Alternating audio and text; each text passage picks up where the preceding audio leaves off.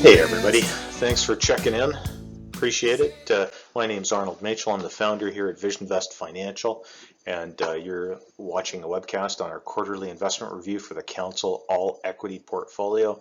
Odds are, if you're tuning into this, it's because you got an email from us saying, hey, this is your core holding, you might want to check it out. But it's also possible you're somebody brand new just looking at the portfolio or checking us out. We're going to give you an update as to what happened in the portfolio. A lot of the slides here are as at the end of March, but we're going to give you an update right up until current. Some of the stuff's applicable to the end of March, some's applicable to now, so we'll give you all of that. First thing is, I'll just point out, if you're invested in this portfolio, the odds are it is because you're a bit more aggressive. You want an all equity approach to investing, but you still want some capital protection, but you want to earn as much money as you can within the confines of a prudent portfolio. And that's exactly what this does. It gives you that with access to global financial markets, multiple asset classes, and complementary investment styles. Now I'm going to talk about two of those complementary investment styles in a little bit more detail. The Global Trend Strategy and the Canadian Growth, managed by Mount Lucas, and Picton Mahoney there. What I do want to point out is that this is more than just a fund. This is truly a portfolio. So each one of these individual pieces like Mount Lucas or Picton Mahoney that you see right there, each one of those is a fund in and of itself. You can buy it independently if you want. You can hire those managers. If you had $1 million or $2 million, you could hire them directly, but only for their niche purpose. So what you get here actually is one fund, but with 14 different funds inside it. And by the way, if you're ever interested in more detail on any of those particular strategies, we'd be happy to give you that detail. We've also got audio casts from many of those managers if you're ever interested in listening in on those. Just give us a shout. We'd love to share them with you. So how did the portfolio do? Frankly, first quarter of the year, not very well. But in contrast to the Dow, so the Dow dropped 23% January to the end of March, which this data that you're seeing right now, that's when it's from. So the Dow dropped 23%. This portfolio dropped almost 19%, 18.78% there. Now, I'll tell you, it's already clawed back some of those gains, not all of them. It's currently down around 12.5%. So it's come back a fair bit, but not near to where its top was quite yet. What I really want to focus on here is what can you expect out of this portfolio? What's reasonable to get out of it? And that's what you see here in this 1 year and 10 year time frame. The 1 year and the 10 year correspond to the 1 year and 10 year that you see down here. And this brighter green box that you see here, that is the most probable range of returns that you should expect out of this portfolio in any given 1 year. So if we look at that box, that correspondence with this, so realistically over any given 1 year, most of the time, 70% of the time, it's going to range in the -8 to plus 20.7% range. I do want to point out these are gross of advisory fees. So whatever advisory fee you're paying, let's just call it 1.5%.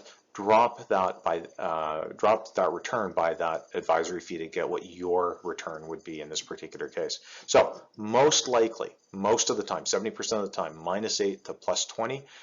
But once every 4 or 5 years, that other 30% of the time, it's going to range in the -32 to plus 42 range, right? So right now we're seeing it's in between that -8, -32.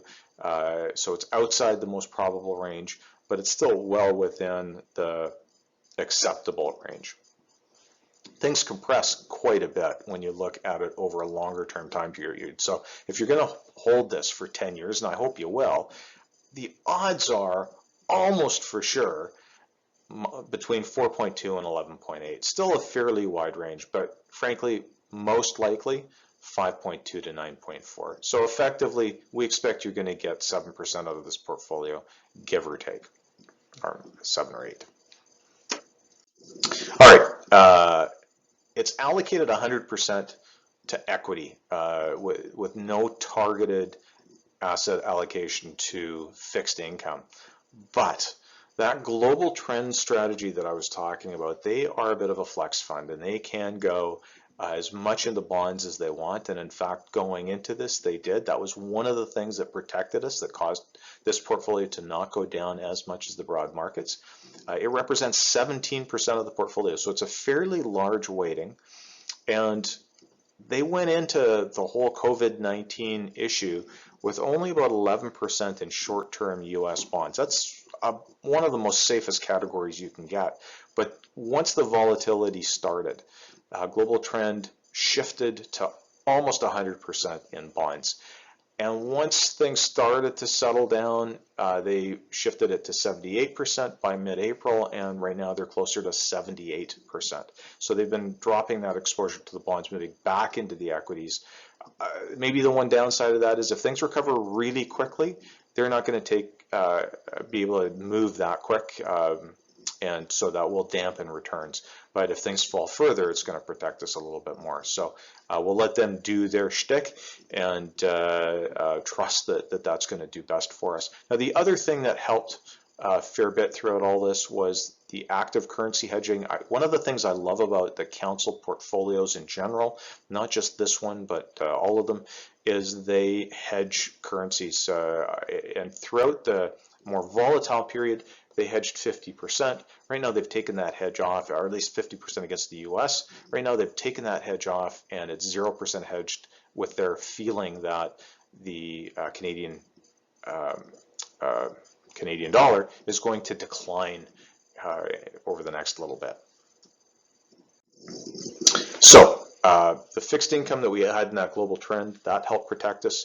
Another positive in the portfolio was the US growth. That was a bit of a surprise initially, but once we drilled down into it and understood better understood the components of the US growth portfolio, it made a little bit more sense. For example, Amazon is a big contender in there, and they're benefiting throughout all this by all the online shopping, and that probably will be a long-term benefit to them. Microsoft, Zoom, these are all companies that are benefiting from people working at home, people doing videos like I'm doing right now. This is a Microsoft platform that I'm using.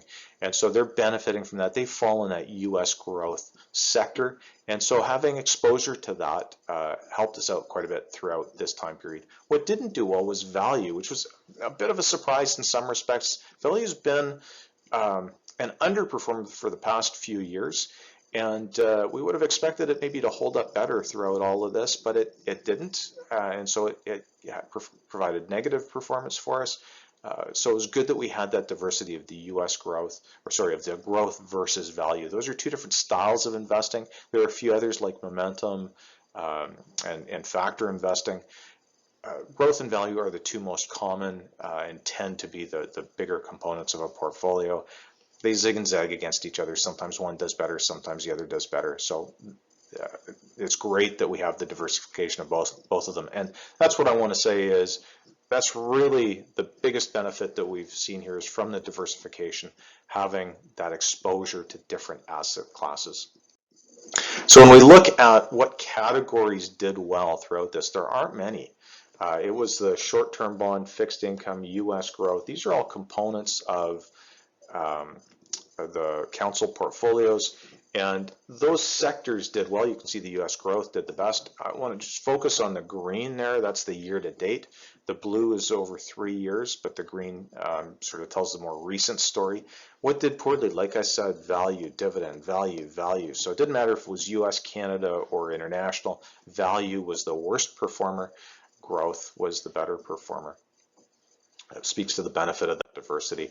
The single most important thing that I can tell you here is to maintain that long-term perspective. When we just take a look at the TSX, the last 6 times that we've seen significant declines in the TSX, you can see here the 12-month return minus 21 to minus 39% depending on the time period. The next 12 months right here, 5 out of 6 times, nicely positive. One time bit negative. So there's no guarantee 12 months from now we'll probably, odds are high, we'll be better off, but we may not be. We don't know. But the odds are good. 5 out of the 6 of the last times it was positive. Certainly every time 5 years later it was resoundingly positive. So maintain that long-term view. You'll be Thanks for tuning in. If you're one of our clients, you know how to reach us. If you're not, you can find us easily on the web or just pick up the phone. Our contact information is here. This has been a Visionvest Digital Discovery webcast brought to you by Arnold Machel, Visionvest Financial, and IPC Investment Corporation. Thanks for tuning in. And if I save $1 million, if he saves $1 million, I'll have less to worry about until the day they carry you out. If I save $1 million and reinvest that $1 million, well, I'd buy Arnold lunch. He'd deserve at least a good sandwich. If I'd save $1 million, I would say